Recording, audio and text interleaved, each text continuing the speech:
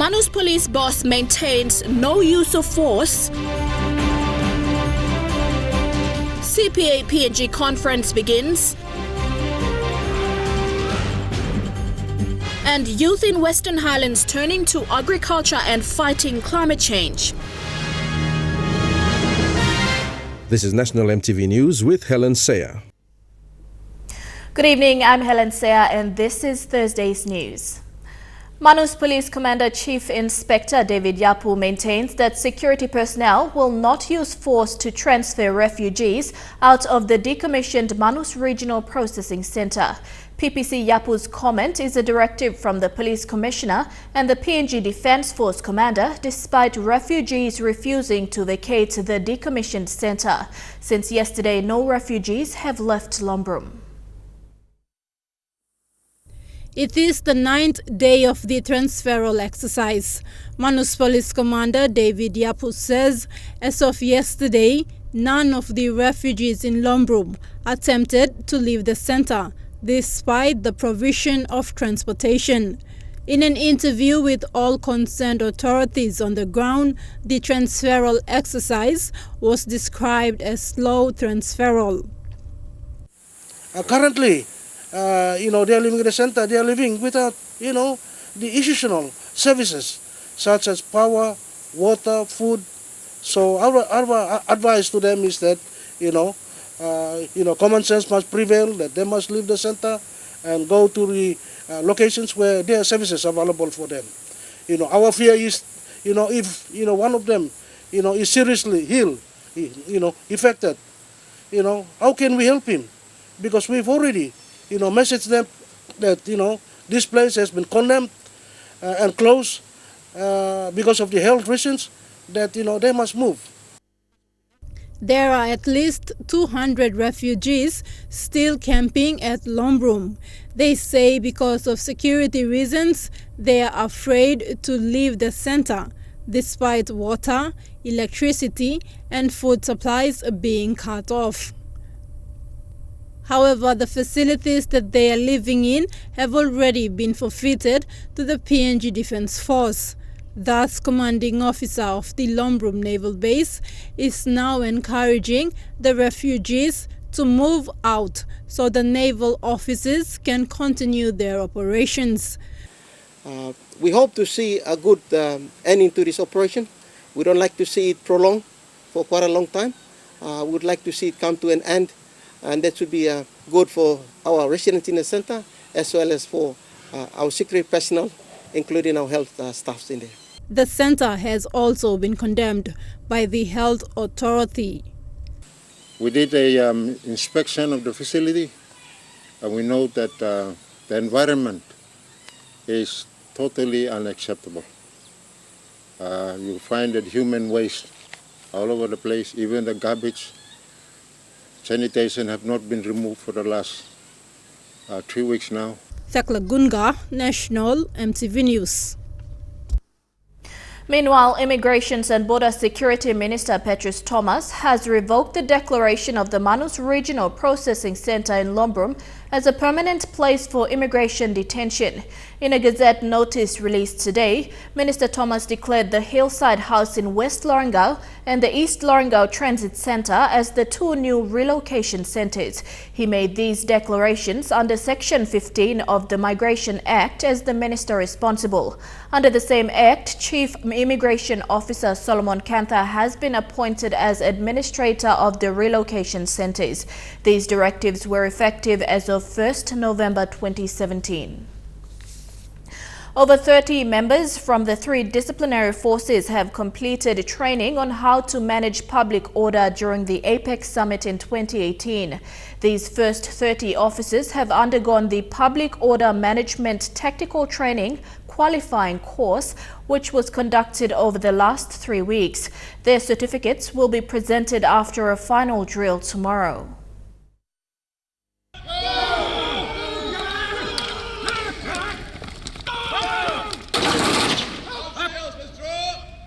This is an APEC capacity training that involves the police, correctional services and the defense force. 10 officers are from the RPNGC, while 3 are from both the CS and Defense. The training is designed to control crowd during unexpected unrest in a public area.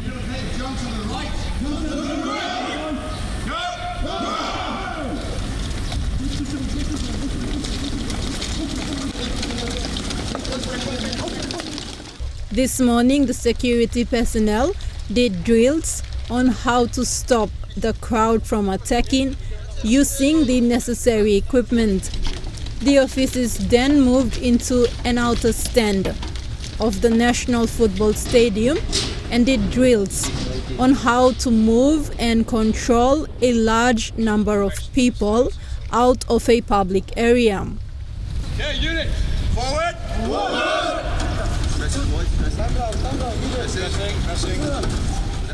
So far, the Australian Police and Defence Force have assisted its PNG counterparts in preparing for what will be the biggest joint security operation in the history of PNG. This is one of the many trainings conducted in partnership with the Australian Federal Police. This is in preparation for security operations come APEC 2018. Thakla Gunga, National EMTV News. Indonesia police and military experts are in the country to provide firearms training for the Royal Papua New Guinea Constabulary. Acting Deputy Police Commissioner David Manning made the announcement during the dispatch of experts on small firearms, protocol and security conference management in Port Moresby. Mr. Manning said the Indonesian officials will share their skills and experience with our local police. The assistance is part of the bilateral assistance to RPNGC in preparation for APEC meetings. National Planning and Monitoring Minister Richard Maru has given a cheque of 200,000 kina to the Departments of Lands and Surveying at the University of Technology today. The funding will help the department purchase 4 high global navigation satellite system receivers. Minister Maru challenged the university to focus on conducting applied research and teaching by capitalizing on investments by the government. The Minister for National Planning and Monitoring, Richard Maru, who is also a graduate of Unitec, said the government believes that without state-of-the-art technology, university graduates will remain less competitive internationally.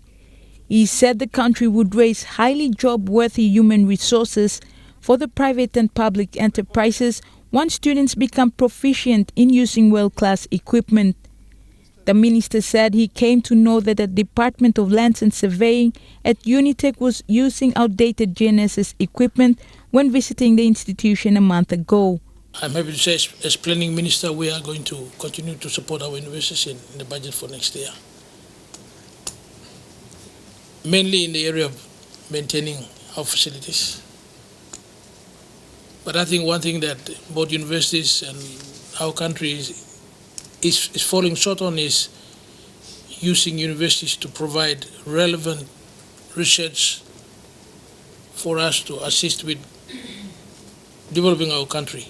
The Global Navigation Satellite System, or GNSS receivers, form the basic requirement for teaching and research for surveying and geographic information science at higher learning institutions such as Unitec and UPNG. The Lands and Surveying Department at Unitec teaches RS and GIS and undertaking research through postgraduates with a number of PhD and master's degree students. But the teaching and research has been undertaken using outdated equipment. When we globally see the market of the surveying, Unitec provides the only course in the country. And in terms of the importance of this instrument, it is the latest instrument that is being out in the market, which is basically used in the mining environment and the other surveying industries. The new GNSS receivers will join the latest group of satellites from the complete galaxy of global positioning satellites operated by the US, Russia, European Union and India. The receivers would be utilized for research into mapping and Earth studies related programs such as to support precise point positioning for execution of infrastructure projects on roads, dams and the land registration. The Deputy Provincial Administrator for Madang, Francis James Irara, who is currently undertaking a GIS course at the department, said that new equipment would help them to collect accurate information. This sort of information, you are making a decision on the earth surface, on the land, which means you want to develop the land, you want to do whatever you want to do on the land, you have to use this information. Because this information is based on what has been in the past, what is happening now, and at the same time, it will tell you what will happen in the future. Julie Badui Owa, National EMTV News, Ley. The Certified Practicing Accountants PNG annual conference got underway today at the Stanley Hotel in Port Moresby. This year, the main aim of the conference was to create international networks among accountants from Australia and PNG, as well as to discuss accounting challenges of the ever-growing economy PNG is facing. A total of 1,200 attended the conference. Present was special guest Deputy Prime Minister Charles Abel, who officially announced the conference open. The conference themed Leadership Challenges and Opportunities in an Emerging Economy. Keynote speaker and CEO of Kumul Petroleum Foundation, Luke Liria, challenged those who attended on what makes a great leadership. If a leader's level of leadership is so low, the organization cannot rise above it. You know, if this person's leadership is, let's say, 5 out of 10, the organization can rise up to 4. And that means the people, the organization, the investment, a lot of things will come and stop right there. And it won't go above that leader. That's the focus of my talk. His advice to emerging and aspiring accountants was to have the ability to be confident, to be leaders, to inspire, and to be the change that people can become part of. President of CPA PNG, Richard Kuna, says currently with the country's economic situation, making right choices and decisions on country's imports and exports is necessary. Our certification process, it takes about, you need to be employed, and it takes about 9 subjects. And this after bachelor's degree, it's a postgraduate qualification. So it is a tiring and challenging course. So once you get through it, you become certified. Only then you can call yourself an accountant. Without that, you're not there yet. And even when employers look for employing accountants, they look at someone who's a CPA. So that is the process that Papua New Guinean graduates, the ones who are starting university wanting to be accountants, they need to attain that. To students learning to become accountants, Kuna says employers are looking for accountants with certificates and students must complete all subjects to be an accountant. CPA PNG and CPA Australia President James Cruz says with growing economy and with country's booming LNG projects, accounting firms will face challenges which companies will have to face and adapt to change, especially when the country is still developing. Look, the accounting profession is one of those professions that can be transferred around the world. There are a large number of Papua New Guinean accountants working in Australia. So that's the beauty of our profession. Once you're a qualified and experienced accountant, you have mobility.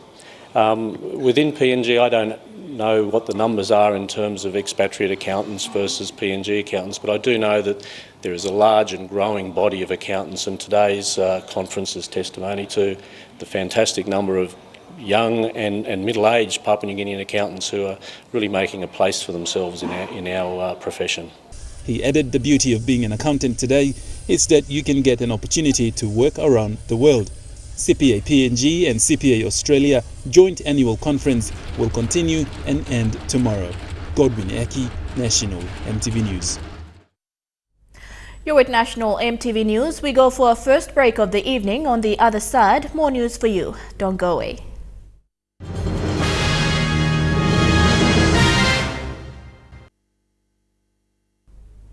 Welcome back. Youths in the Western Highlands are planting trees to help reduce the effects of climate change in Papua New Guinea. With the help of the Sisters of Mercy from the Catholic Church, they have planted over 3,000 trees. The youths are also planting ground onions to market as a consistent revenue source. Mercy Works of the Sisters of Mercy is helping unemployed youths in the rural parts of Western Highlands province with agriculture businesses to sustain their living. Most of the youths and mothers do not have any formal education.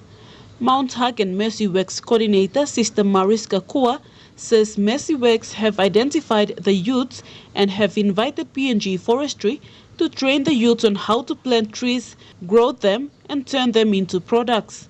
The youths were also trained on how to get the tree seedlings and how to nest them. Each youth has planted 30 trees each and they all have an onion garden each. In future they'll plant a lot of onion, make it a commercial market. So all youths also need information. Our people need the correct information. So, impossible. Brown onion can grow in Western Highlands. Youth leader Frank Curry says they have little knowledge of climate change and global warming. The little they can do is to plant more trees. Curry said climate in Western Highlands province used to be very cold. However, it is starting to get warmer and the youths believe that this is an effect of climate change. So lo minimizing this now we plan no gas choice to make him know something. Lo minimizing like greenhouse effect now. Now we plan planning most device so that. Now we look at climate change before we plan pilling most islands region or Western Islands we plan pilling cold to mass.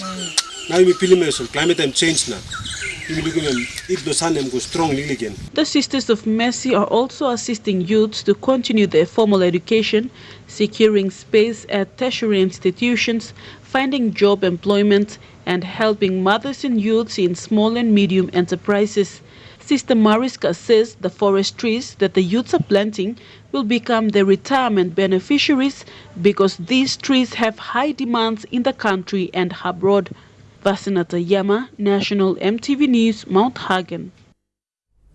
Grade 12 students from Mount Hagen Secondary School were told to uphold the law at all times. This was the message given at the 18th graduation of Mount Hagen Secondary School yesterday. The school has invited all the professionals from the legal fraternity to talk to the graduates about the laws of the country. Mount Hagen resident magistrate Lydia Callingen told the 383 grade 12 students who graduated yesterday from Mount Hagen Secondary School, including those who witnessed the graduation, that Mount Hagen District Court have sentenced so many teenagers due to drunk and disorderly.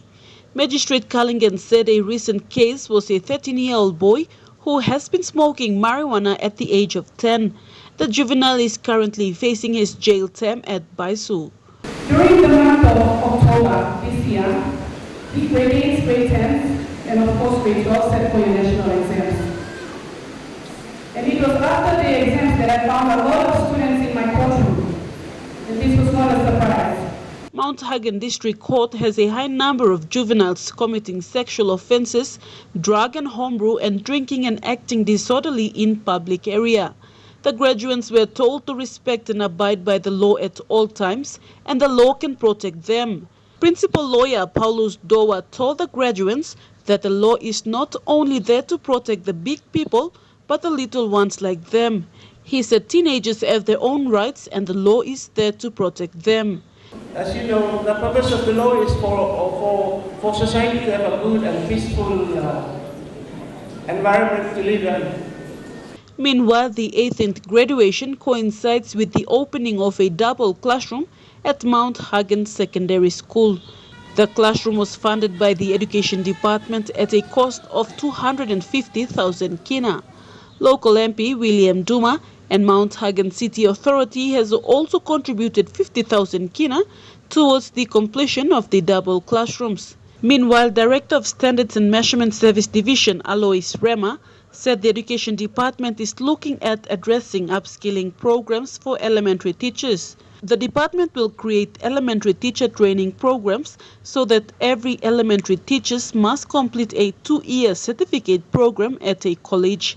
The department has now placed out 6 weeks or 6 months training, and they will now formally institutionalize elementary teachers in teachers' colleges. So from now on, we are getting teachers, elementary teachers training in the teachers' colleges. The primary school teachers will complete a 3-year diploma course, and secondary school teachers must have degree papers to teach.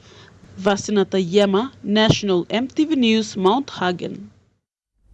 The Family PNG organization in Lae facilitated a training for Lae police to help them respond more effectively to cases of family and sexual violence. Lae Metropolitan Commander Anthony Wagambi says with the increased number of family violence cases his men are attending to, it is important for officers to be sensitized on such issues. This 3-day training ended yesterday. These 22 officers are from various units in Lae's Metropolitan Command. They have been trained to respond to cases of family and sexual violence. Lae Metropolitan Commander Anthony Wagambi believes police officers have to know how to deal with such cases. In the past, what we've been doing is all come to Sunblatok, go back Laos and straight him. Without realizing that this problem, it becomes bigger and bigger. The 3-day course was conducted by the Family PNG organization. With increased numbers of cases of family and sexual violence reported to police every day, officers have to be sensitized and prepared. I expect our policemen and women to handle it better and to deal with it more sensitively. According to Family PNG's training coordinator, Connie Yoifa, police have to be trained on trauma-informed care, loss related to family sexual violence and client handling. They have to be trauma-informed, or they have to be sensitized on all these things in order to help them in a way that is more positive. So that was why we decided to train them to be sensitized on trauma. And also they have to be informed on the new laws that's coming up, like LPA and Family Protection Act. This was the first training Family PNG has conducted for police in Lae and in the country. There are plans to have more of these trainings to assist victims of family and sexual violence. And we are willing to do trainings, more trainings on this to the other police officers, so at least all of them are sensitized, trauma sensitized, and they'll be able to help the survivors. Lucy Kopana, National EMTV News, Lae. Lae Police Boss Anthony Wagambi Jr. is warning PMV operators and vehicle owners to ensure their vehicles are roadworthy. Lae Police will be conducting traffic operations in the coming weeks to remove unroadworthy vehicles from city streets. Lae residents are being warned to ensure their vehicles are roadworthy before taking them onto public roads. Police boss Anthony Wagambi Jr. says too many unroadworthy vehicles have been the cause of many road accidents. Police by carrying out big law work, no side law car, bagarap car in Lae City. Earlier this year, police impounded a large number of PMVs and private vehicles during their traffic operations. They will be conducting these operations again to ensure safer roads for the general public over the festive season. Me put a warning go now. Harim good na benim. Wagambi is also warning drivers to refrain from drinking while behind the wheel. No can driving car sa no got license. Lucy Kopana, National EMTV News, Lae. Leading sports organizations are stepping up climate action and working with the United Nations to make sports more sustainable. At the COP23 meeting in Bonn, Germany, sports representatives agreed to help achieve key goals of the Paris Climate Change Agreement by engaging athletes in spreading the awareness of climate change.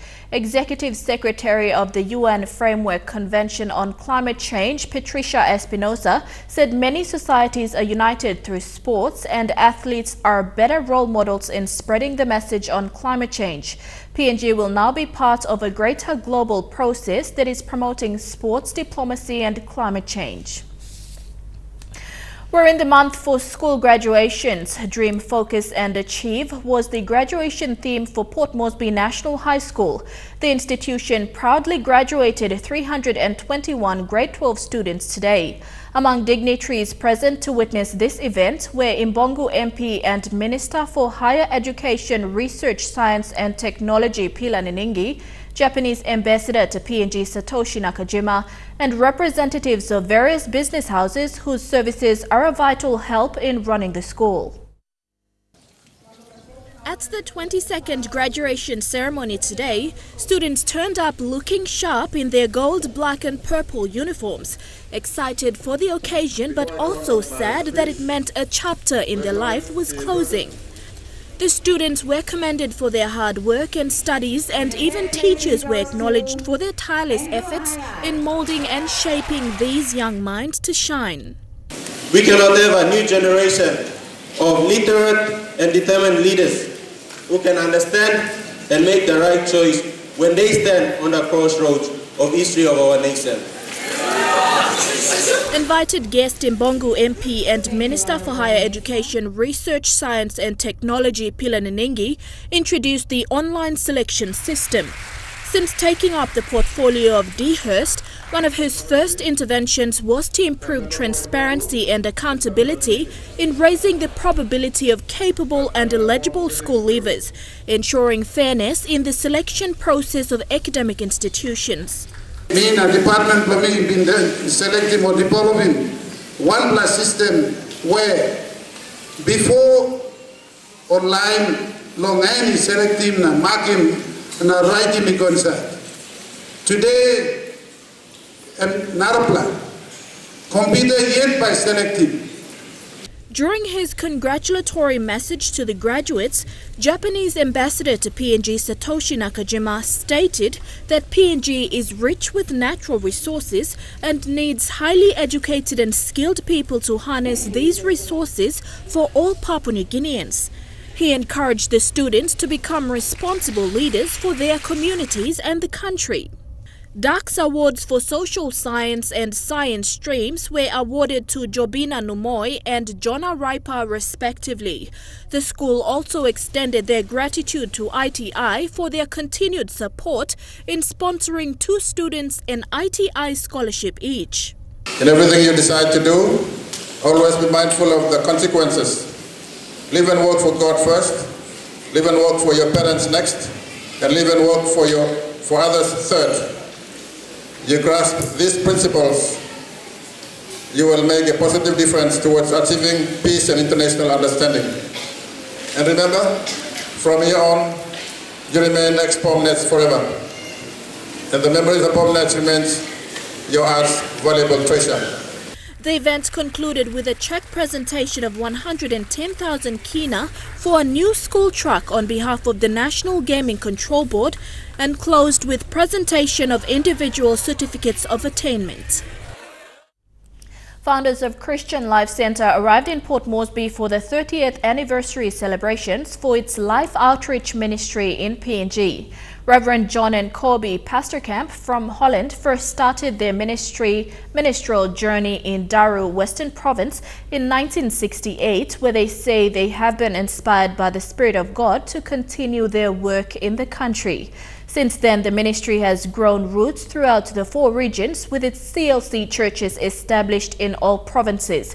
The 30th anniversary celebrations will commence next week Wednesday with a conference and a combined fellowship with all other CLC Life Outreach Ministries international reps from Australia, Philippines, India and Solomon Islands. Well, here we go. I'm doing what you tell me to do, and I prayed for that lady. And God healed her right there and then. She grabbed her ears and she could hear everything I said. And the people were so rejoicing. Till the middle of the night they were dancing and shouting and running around. I'll never forget it. And then I knew I need to come back to this country. This is my calling. And I'm 73 now, but the best years of my life, and I think the peak of my years, my life has been Papua New Guinea. My whole life has been beautiful, but Papua New Guinea has definitely been the highlight of my whole life. And sometimes I feel like I was born for Papua New Guinea. I just happen to have a white skin. The Small and Medium Enterprise Corporation will be holding an Entrepreneur Expo at Rita Flynn Courts that will run tomorrow and Saturday.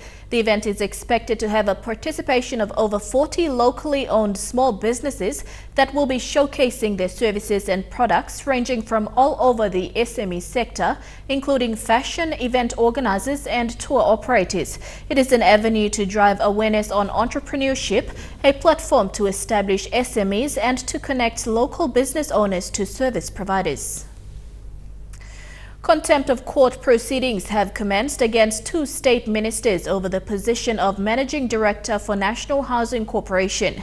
Ditha Nayabanung, who had been acting Managing Director for NHC since February this year, commenced proceedings against Housing and Urbanization Minister John Kaupa, Public Service Minister Elias Kapavore over the appointment of Kenneth Cook as acting Managing Director for NHC.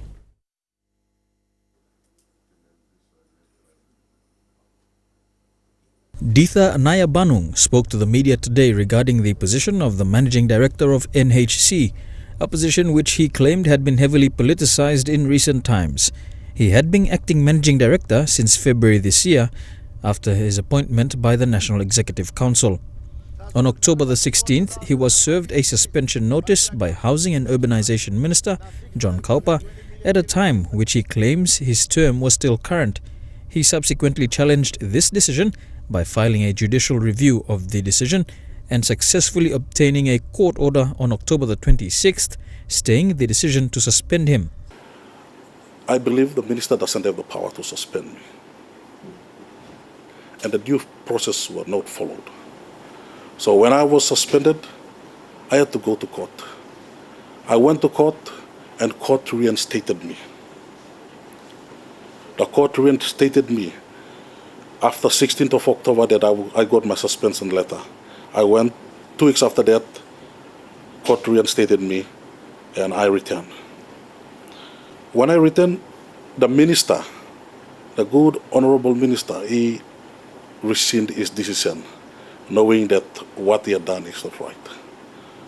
So I accepted that. Mr. Nayabanung claims that on the 2nd of November, the appointment of Kenneth Cook was gazetted and his appointment revoked, which he says is in breach of the court order of October the 26th. The court order clearly stated that the first, second and third defendant and the agent are restrained from interfering with the plaintiff as he resumes his duty. The first and second defendant and their agents are further restrained from threatening, intimidating, harassing the plaintiff as he takes the office. Last week, I came in and I was forced out of this place. I was forced out of this place saying that, who are you? You are not supposed to be here. You are not supposed to be here. When I told them that I have the court order in place, they said that that's court. We are different.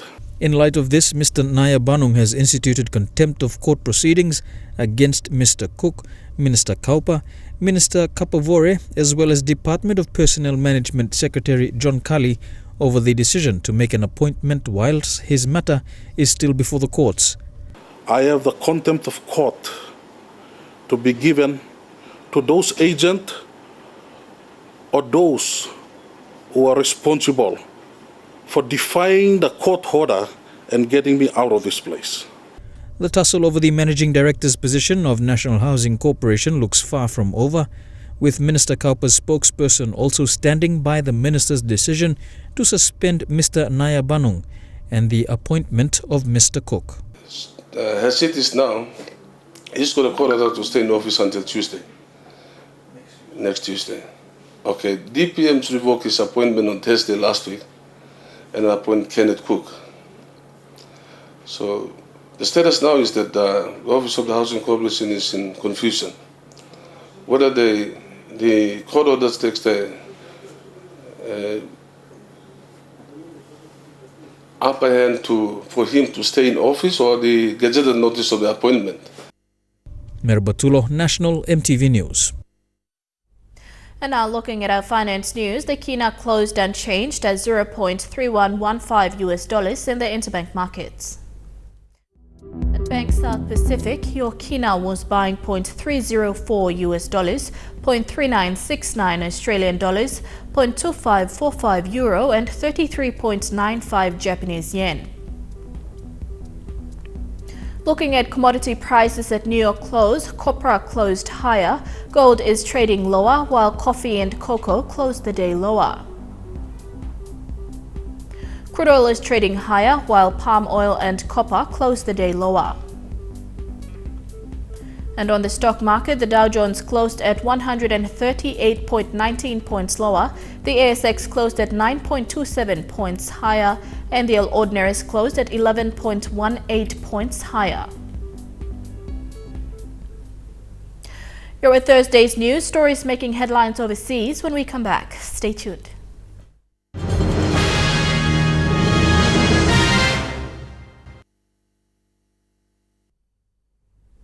Welcome back to the news. Turning overseas to Zimbabwe first, and after nearly 4 decades, Robert Mugabe's turbulent days in power seem to be over.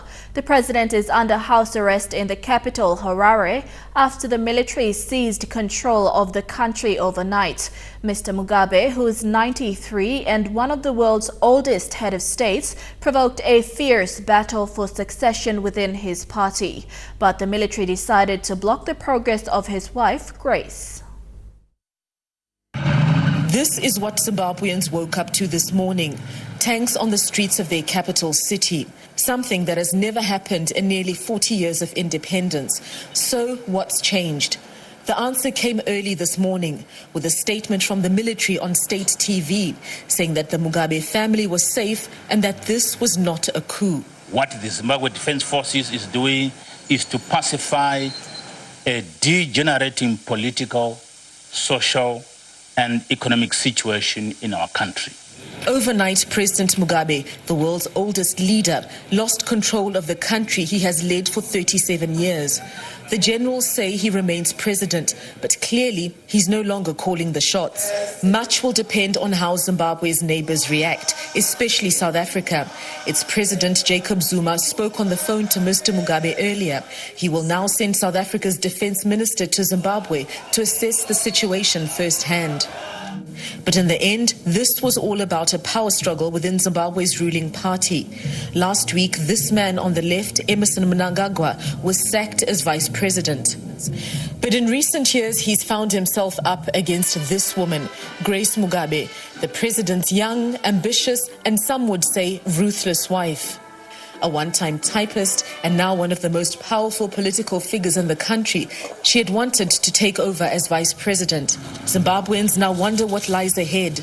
Change is clearly afoot, but whether it's what Zimbabweans have been yearning for is far from clear. As we have heard, Robert Mugabe has ruled in Zimbabwe since 1980 when the country gained independence from Britain.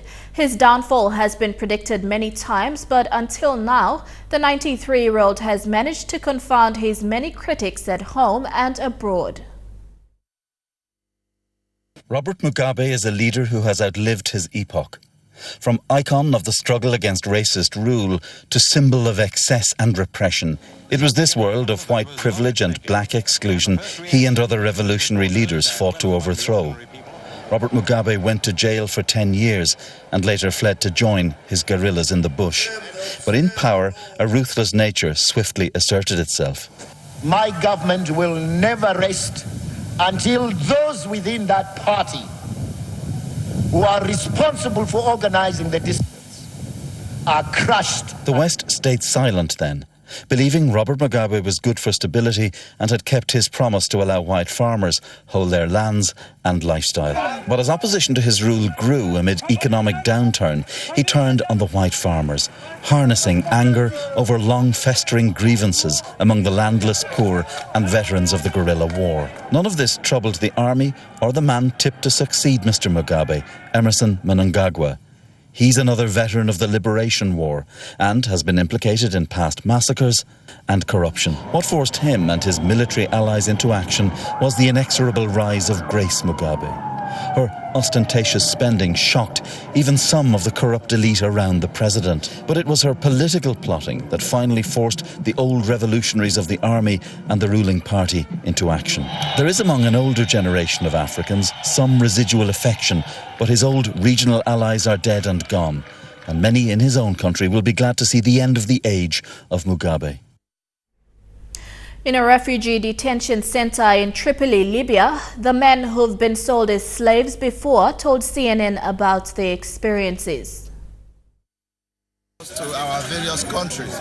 These men are migrants with dreams of being smuggled to Europe by sea. Excuse me, can I speak English? They come in their thousands from Niger, Mali, Nigeria, Ghana. It's hard to believe that these are the lucky ones, rescued from warehouses like the one in which we witnessed the auction. They're sold if those warehouses become overcrowded or if they run out of money to pay their smugglers. Of these rescued men, so many here say they were held against their will. It doesn't take us long to find victory. Just take us home, want to go, no food, no water, nothing. Victory was a slave. We know that some people are being sold. Yes. Some people are being sold. Is this something you've heard about? Can you tell us about that? Sure. Tell us. I was sold. What happened? On my way coming, I was sold. Merciless beating. If you look at most of the people here, if you check their body, you see the mark, they're beating. With electric, even your boot, they took something like a sharp object. Understand? Most of them lost their life there. I was there, the person who came to buy me give the man money. They take me out home. So the money was not even much. Other migrants now start to come forward with their stories. They took people to work by force. Even where we are at the seaside, where we are working the work, they will be beating you when you are working the work. I'm doing your work. They will be maltreating us. Higher. But I promise you, I will take care of your husband and the others. Anas Al-Azabi is the supervisor here. With no international support, it's his job to look after the captured migrants until they can be deported. He says every day brings fresh heartbreak. Have you heard about people being auctioned off, about migrants being sold? Honestly, we hear the rumors, but there is nothing is obvious in front of us. We don't have evidence. But we now do.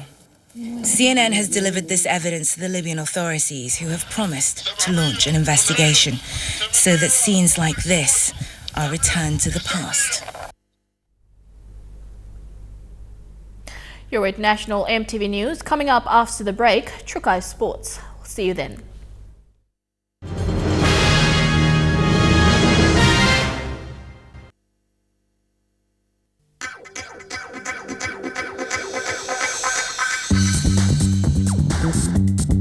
Trukai Sports.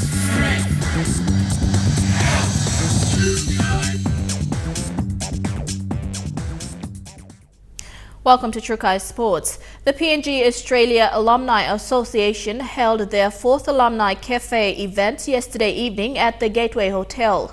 The cafe was held to gain an insight into great sporting personalities in Papua New Guinea. This Alumni Cafe conversation brings Papua New Guinea Australia Alumni Association members and various stakeholders together to gain insights from some of PNG's great sports people and administrators who have persevered through mental and physical barriers to become champions, leaders and icons of success. Speaking at last night's event was Vice Sports Minister Wesley Raminai, Director of High Performance Sports Aaron Elsop, and Inclusive Professional Development and Partnership Coordinator Ben Theodore. The goal of the conversation was to exchange ideas on the role of sports in Papua New Guinea's economic prosperity. Vice Sports Minister Wesley Raminai spoke about sports as an agent for change within the community, saying it can be used to unify the nation. Sports, as we all can appreciate, is like a universal language that cut across all forms of diversities in the world, and is a very powerful tool that promotes unity and oneness, thus build one community around the globe. Director of High Performance Sports, Aaron Elsop, spoke of the future of sports in regards to sports education, technology and health. The challenge that we have in PNG is that we don't have anywhere to do sport education. There's not one single accredited course in Papua New Guinea for you to further yourself in the area of sport education. When I landed here as a volunteer, I didn't have that in mind. I just had in mind that there are 8 million people here that love sport. But what I realise is that there's no sustainability of our success. Former Paralympian Ben Theodore, who is also one of the founders of the PNG Paralympic Committee, talked about his experience and his journey throughout his sporting career. As that this country has actually ratified the Convention on the Rights of Persons with Disabilities in 2013. So this country, PNG, has an obligation to be inclusive, to promote the rights of persons with disabilities in sport and all other activities. PNG Sports Foundation CEO Peter Chamalili Jr. summed up the conversation, saying after hosting the Pacific Games in 2015, the FIFA Under-20 Women's World Cup last year, and just recently hosting the Kumul's 3 pool matches, with the availability of world-class staffs being built in the country, PNG can now be known as the sporting hub of the South Pacific. The exchange of skills and what has happened in the last few months has transformed us as a sporting nation, from concentrating from elite athletes to administrators, now to an industry where we're doing venue management, field facility, and even turf management. We never thought we'd ever get into that space, but we are in that space right now. Elijah Levet, National EMTV Sports. You're watching Trukai Sports. More after these short messages.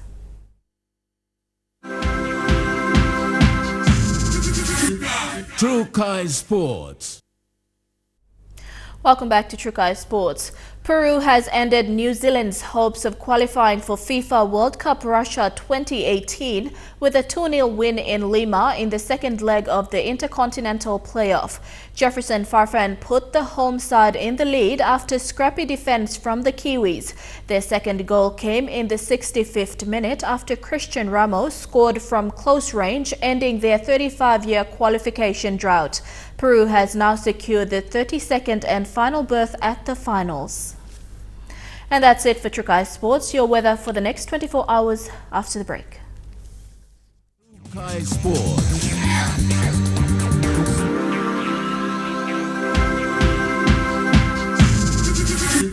Trukai Sports. The weather details are proudly brought to you by Dulux Weather Shield. Worth doing with Dulux. Weather forecast for tonight in the New Guinea Islands only. Lorengau and Buka can expect brief showers, mostly fine in Kavieng, and evening brief showers in Kokopo, Rabaul and Kimbe.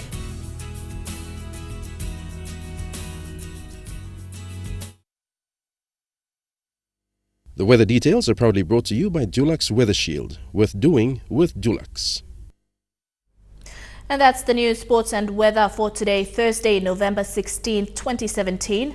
On behalf of the entire EMTV News team here in Port Moresby, over in Kimbe for the PNG Games and around the country, pleasant viewing and good night.